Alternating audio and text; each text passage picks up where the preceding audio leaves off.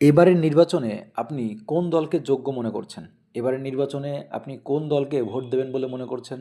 এবারের নির্বাচনে কোন দলকে ভোট দেওয়া উচিত বলে মনে করছেন? পশ্চিমবঙ্গের সকল যুব সমাজ থেকে শুরু করে সকল শ্রেণীর সাধারণ জনগণের কাছে আমাদের অনুরোধ থাকবে, এবারের নির্বাচন শুধুমাত্র ভাতা আর প্রকল্পের উপর ভিত্তি করে ভোট দেবেন না।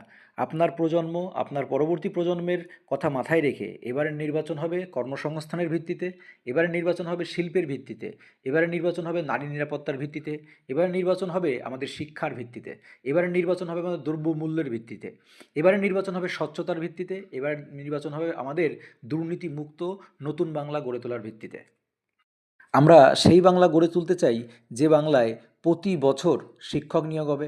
আমরা সেই বাংলা গড়ে তুলতে চাই যেখানে শিক্ষা পরিকাঠামো সুন্দর হবে। আমরা সেই বাংলা গড়ে তুলতে চাই যেখানে গরিবের ছেলে থেকে শুরু করে বড়লোকের ছেলে পর্যন্ত সেই প্রাথমিক সরকারি বিদ্যালয়ে পড়তে পারে।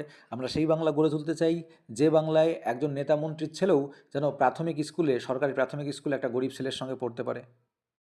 প্রতি বছর যেন পুলিশের নিয়োগ হয় নিয়ম করে, স্বচ্ছতার সঙ্গে। প্রতি বছর যেন পিএসসি রিক্রুটমেন্টগুলো হয়, পিএসসি, মিসলেনিয়াস, ডাব্লিউবিসিএস যত রিক্রুটমেন্ট আছে পশ্চিমবঙ্গে স্বচ্ছতার সঙ্গে প্রতি বছর নিয়ম করে রিক্রুটমেন্ট হয়।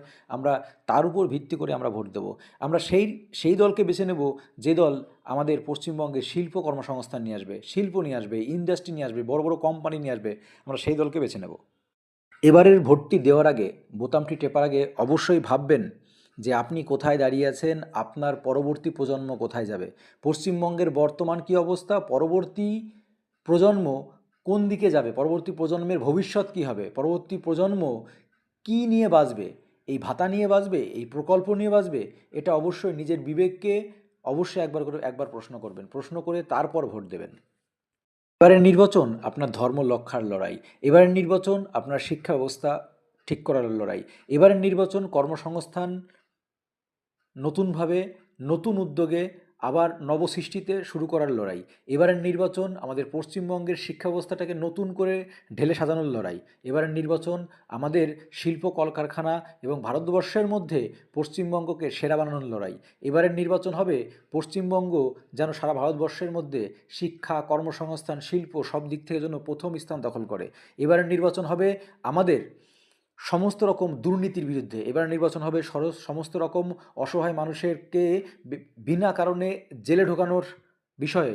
এবারের নির্বাচন হবে বিভিন্ন অত্যাচারের বিরুদ্ধে। এবারের নির্বাচন হবে সাধারণ মানুষের জীবন দুর্বিষহ করা। এবারের নির্বাচন হবে পশ্চিমবঙ্গের যারা চাকরি প্রার্থী রয়েছে তাদের জীবন আজ যেভাবে ঝুলছে সেসবের কিছু বিবেচনা করে। এবারের নির্বাচন হবে পশ্চিমবঙ্গের শেষ নির্বাচন।